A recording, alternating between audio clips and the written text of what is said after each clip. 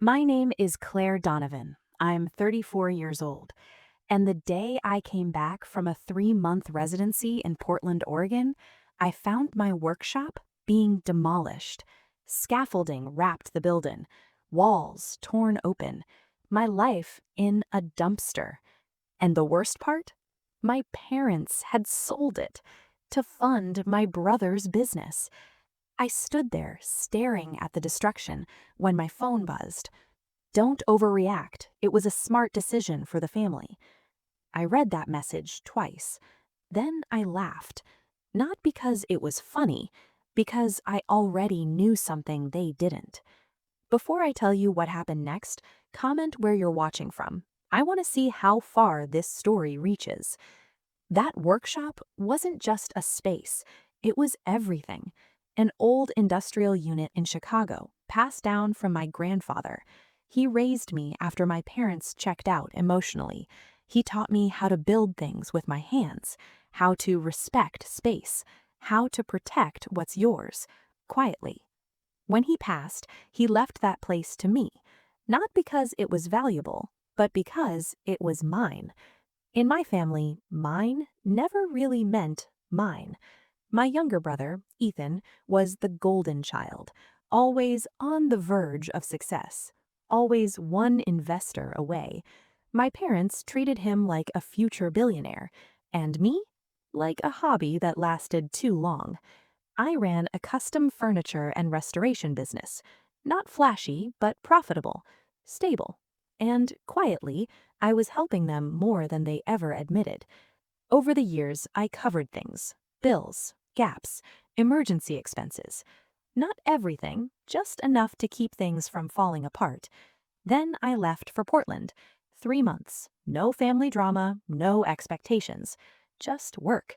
And for the first time in years, I felt free. I came back with plans, new designs, new ideas, a future. Instead, I found my past being destroyed. New owners, the site manager told me casually. Renovation started yesterday. New owners. I hadn't signed anything. So I called my dad. Did you sell my workshop? Silence. Then annoyance. It was an investment, he said. For Ethan. For Ethan? I repeated. Don't start, my mom cut in. You can work anywhere. That line. That exact line. I asked to speak to Ethan. He sounded irritated. I needed liquidity, he said. It's just a building, Claire. It's not a building, I said quietly. It's my life. No, he snapped. It's space you weren't even using properly. That was the moment something inside me changed. Not anger, clarity. That night, I didn't cry. I made one call. To a lawyer. Her name was Rachel Stein. Sharp, calm, unimpressed with emotions. Exactly what I needed. Send me everything, she said. The next morning, I sat in her office while she reviewed the documents. Then she looked up and said something that changed everything. They didn't sell your workshop. I blinked. What? They sold what they thought was your workshop, she corrected. Turns out, my grandfather had structured the property in a very specific way. The building structure and the interior workshop rights were legally separate. They sold the shell, not the part that actually mattered. And worse, there was a signature on the sale documents. Mine. Except I never signed anything. Forgery. And attached to it, a letter describing me as financially unstable and unable to manage assets.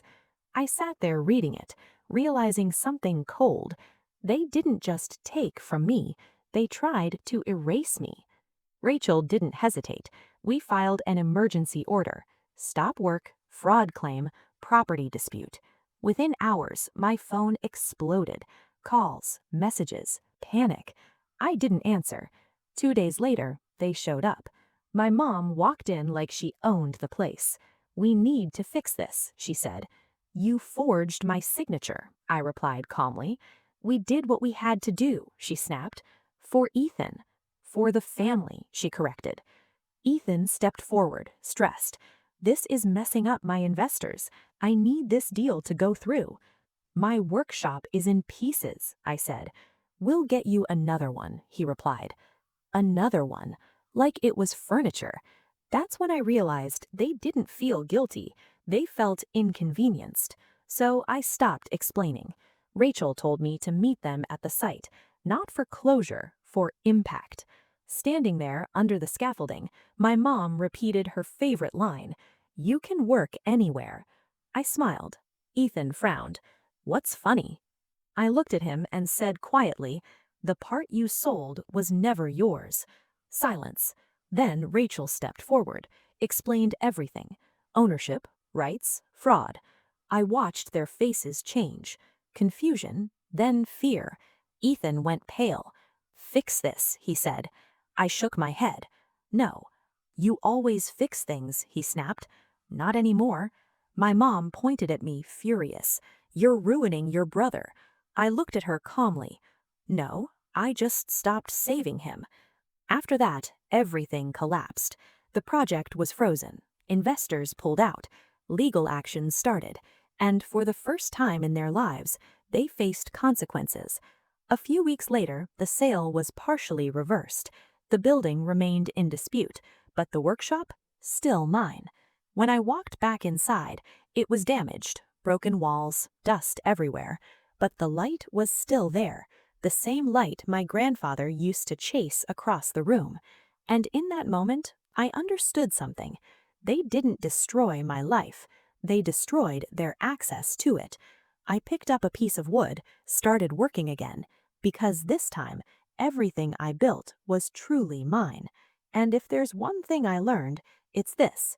The moment your family starts treating you like a resource is the moment you stop being family and start being their foundation. And the day you walk away is the day everything they built on you starts to fall.